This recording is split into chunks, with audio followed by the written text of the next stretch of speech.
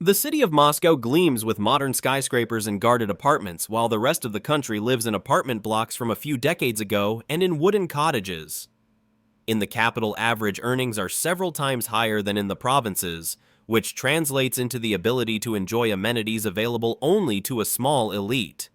In Moscow, there are millionaires and billionaires whose shopping choices in boutiques contrast with the everyday reality of provincial customers at kiosks.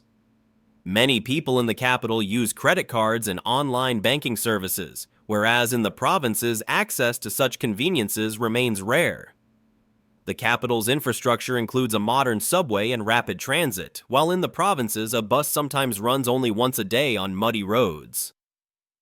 A water supply network and central heating are standard in Moscow, while in many smaller towns, the lack of sewage and basic utilities still holds back living conditions. Modern hospitals and private clinics in Moscow offer world-class care, while provincial facilities suffer from shortages of doctors and diagnostic equipment. The capital hosts universities of international prestige, whereas provincial schools struggle with staffing shortages and modest resources. Families from Moscow often send their children to study abroad, while youth from small towns frequently end their education at secondary level.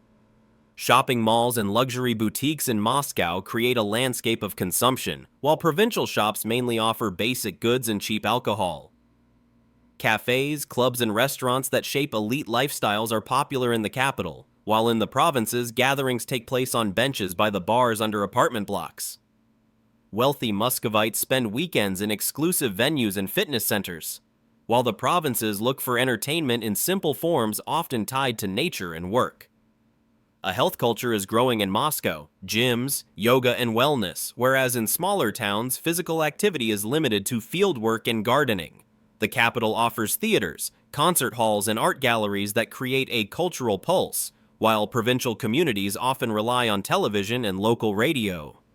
Average life expectancy in Moscow is higher than in many regions, reflecting better access to healthcare and living conditions, yet it does not eliminate problems. In Moscow, illuminated streets full of advertisements express a consumer dynamism, while provincial roads at night are often plunged into darkness and emptiness. In the city center, luxury cars and limousines beside elegant boutiques clearly contrast with provincial ladas and old tractors. Airports and fast transport links make Moscow a mobility hub, unlike rural areas cut off in winter where transport is often difficult. In Moscow, people order food through apps and use modern services, while in the provinces, people more often rely on their own resources and home cooking. Imported wines and expensive spirits are popular in the capital, whereas provincial communities reach for cheap spirit or local low-quality drinks. Alcoholism in the provinces reaches epidemic proportions and is one of the social problems difficult to control, while in Moscow, private treatment programs are available. Young people from small towns migrate en masse to Moscow in search of work, which leads to village depopulation and an aging local population. Mental differences between the capital and the provinces affect aspirations. In Moscow, a Western orientation predominates, while the provinces retain different values. Moscow concentrates about 12% of the country's population, but gathers an extraordinary share of national wealth, creating a strong economic center and a social rift. Incomes in Moscow can be 5 to 10 times higher than in smaller cities, enabling investment, consumption, and capital accumulation by local elites. The provinces produce a substantial part of the country's food, yet their residents often struggle with malnutrition and lack of permanent access to fresh produce. The real estate market in Moscow grows dynamically, while provincial apartments often require renovation and stand empty or in ruin. In the capital, modern office buildings and business centers symbolize investment, whereas the provinces struggle with job shortages and factory closures. Restaurants in Moscow offer culinary diversity and world cuisines, while in the provinces menus are limited to local dishes and simple home-cooked meals. The growth of the service sector in the capital drives up prices and gentrification, making real estate increasingly inaccessible to the middle class. At the same time, digital investments concentrate in the metropolis, while many regions remain without broadband internet and support. Moscow residents choose international schools and exchange programs, while provincial educational institutions lack such opportunities.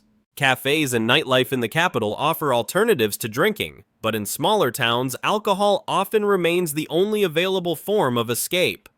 In Moscow, culture and art are an industry, creating jobs and prestige, while in the provinces there is a lack of support structures for artists and opportunities to exhibit their work. Demographic differences mean Moscow attracts young, creative people, while the provinces shrink in age, affecting the pace of regional development. In the capital, access to luxury goods and branded fashion is widespread, whereas the provinces live more frugally and often rely on knockoffs from local markets.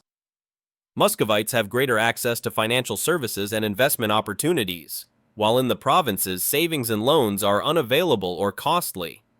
In Moscow, a consumption-based system shapes lifestyle, while the provinces rely on hard physical work and coping with limited resources. Many provincial residents lack access to modern transport, which hinders access to labor markets and services, increasing the region's economic isolation. In Moscow, road infrastructure and lighting improve safety, while provincial roads often sink in mud and are unlit at night. The vast gulf between the capital and the provinces is an image of inequality, where the wealth of one group coexists with the poverty and lack of prospects of the majority of citizens. Despite the concentration of resources in the capital, systemic problems of the country affect everyone, impacting the long-term challenges to the state's stability.